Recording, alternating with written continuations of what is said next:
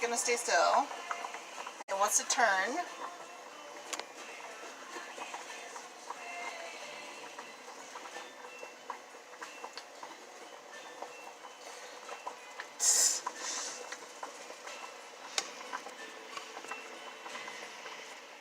I don't know why it must turn, but it does not want to stay still. So let's try it over here. I don't know.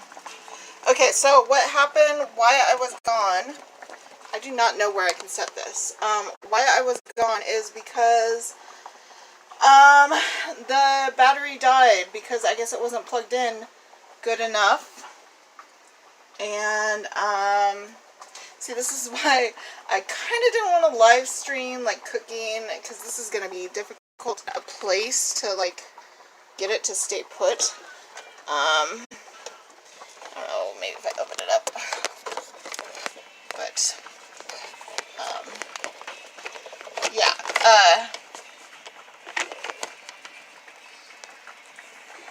that's not gonna work.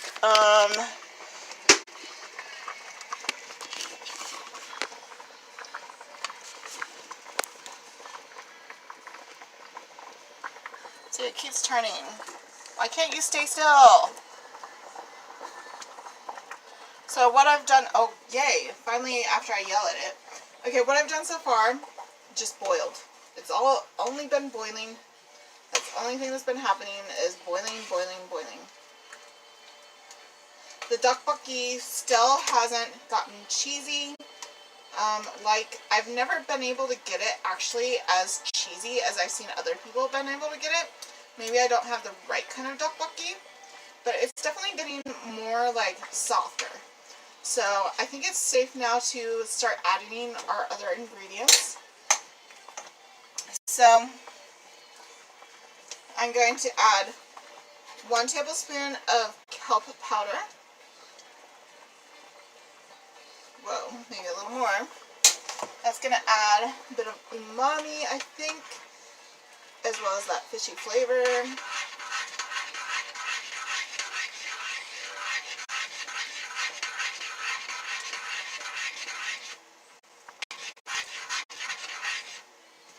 I do really like the flavor of that kelp powder. It is yummy. Okay, now we're going to add our wakame. So let's go ahead and add, I don't know, probably about 3 tablespoons of wakame. Let's get this all.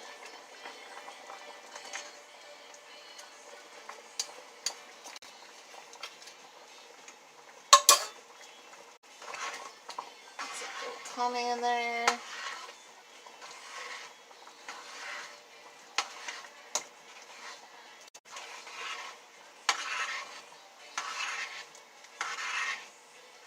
See, it's kind of thickened up, and that's what we want. We want a nice thick broth like that.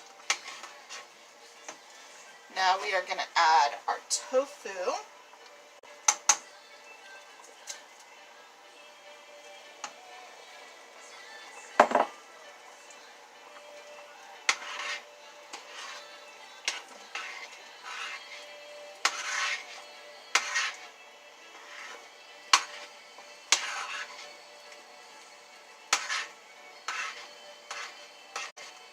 Yum! Doesn't that look good? Can you see it? Yes, you can. Awesome. So I'm going to go ahead and dish up a bowl of this tteokbokki. Yummy. Get some more of that broth in there. Now you can garnish this with like scallions, vegan mayo, sesame seeds, cilantro, anything like that. I don't have much of that stuff. I'm just going to garnish it with a little bit of sesame seeds. Oh, I do have a vegan, this is vegan, so let's use some of this. This is wasabi roasted sesame seeds. So that will add a little bit more of a kick to it. Ooh, that looks pretty. Okay. So here is my bowl of tteokbokki. And then we're going to make some meal prep boxes too. So I'm going to keep letting this simmer. I'm going to turn it to low though. And now we're going to get started on making our meal prep boxes. I'm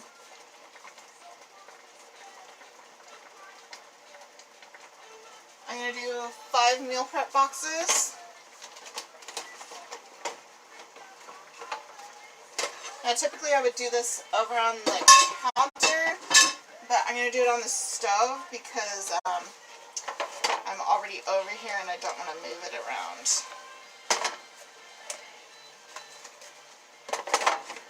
Okay. And I don't think I'm going to take any pictures. So, with our meal prep boxes, we want to add some rice to the small part right here. It's okay if you get some of the flavor on there. I mean, it's just flavor from the tteokbokki.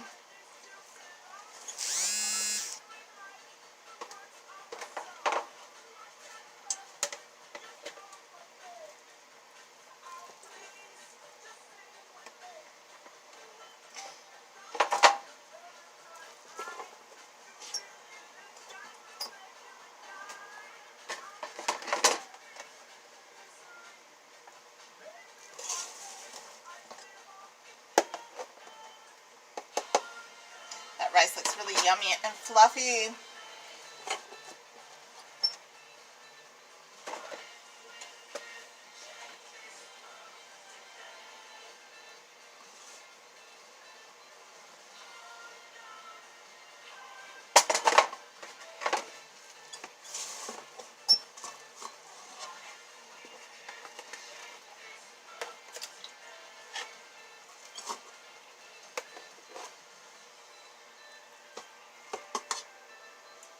Okay, we got all our rice in our meal prep boxes. Now I'm going to fix up a plate. So I'm going to get some rice on my plate.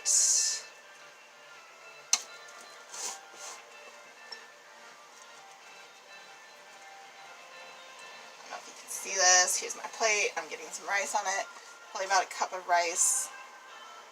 And I think I am going to put some more of this wasabi rice seasoning on top of my rice. Whoa, that's a lot.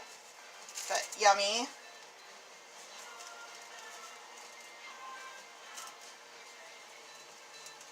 Okay.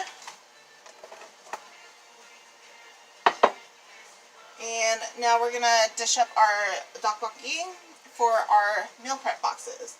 For that, I'm going to use one of these.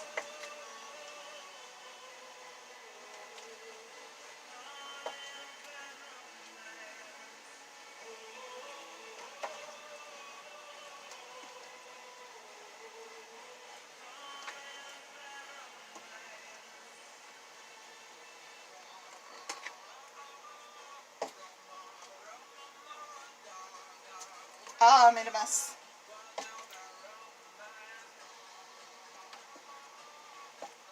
Yum. Spicy yumminess.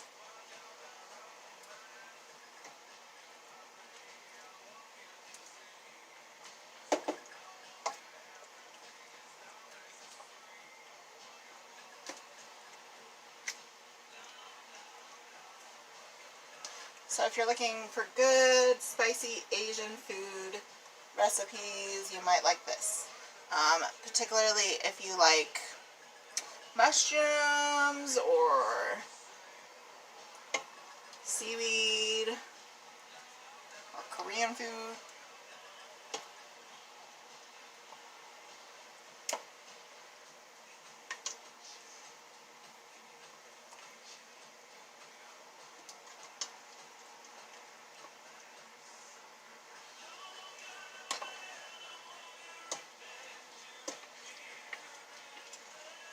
I don't even know what YouTube music is playing for me right now. I mean, I know it's a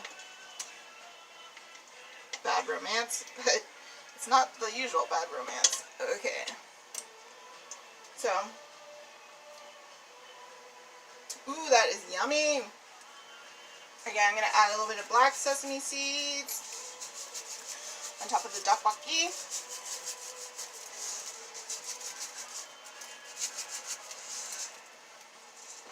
And a little bit of the wasabi sesame seeds also on top of the tteokbokki.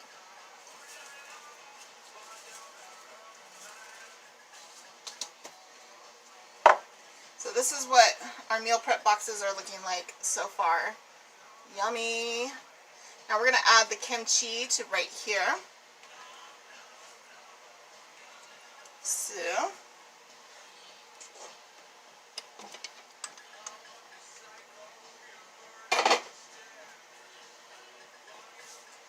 yummy kimchi. Woohoo! I'm not sure if this kimchi is quite ready yet. So, yeah, it's not quite ready yet as far as for me eating it right now.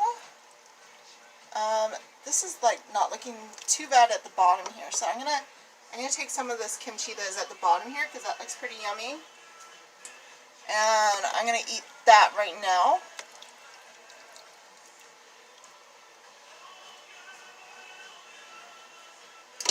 See, this kimchi doesn't look too bad. It looks like it's been able to kind of ferment a little bit. And then the rest of the kimchi, this is so messy. The rest of the kimchi I'm going to add to the box here. And this is going to give it some chance to ferment in the fridge. And then I'm going to have some extra kimchi too. What I'm going to do is I'm just going to pack that up in a Tupperware container and let that ferment in the fridge. And eat it when I want to. There's another dish I want to make sometime next week. I was actually planning on making it last week, but I didn't get around to it. And I'm going to make soy sauce, crispy soy sauce milkfish, which is an Asian fish.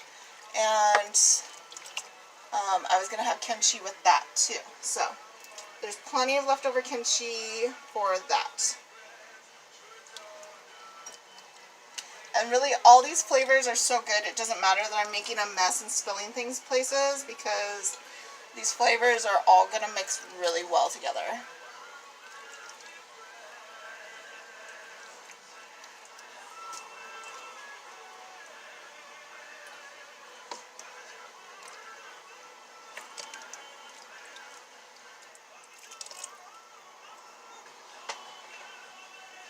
Kimchi. So I'm going to let this kimchi actually, I might let it percolate overnight. I don't know, low might be too high for it. I'm going to let it percolate for a while before I put it away in the fridge. And then I'm going to put it away in the fridge. But you don't want it to get too hot. Ooh, that might be too hot actually. So what I'm going to do is turn it off and just let it cool down, and that's okay. Yeah, it's just a little warm. You don't want to get too hot because that can kill the cultures, the active life cultures, so don't let it get too hot. I don't think it got too hot before I turned it off. Okay, this needs to be off. So yeah, I definitely made a mess, but let's see if you can see here. Yeah, total mess. But here's our meal prep boxes. We have the tteokbokki, the rice, and the kimchi. And then what I'm going to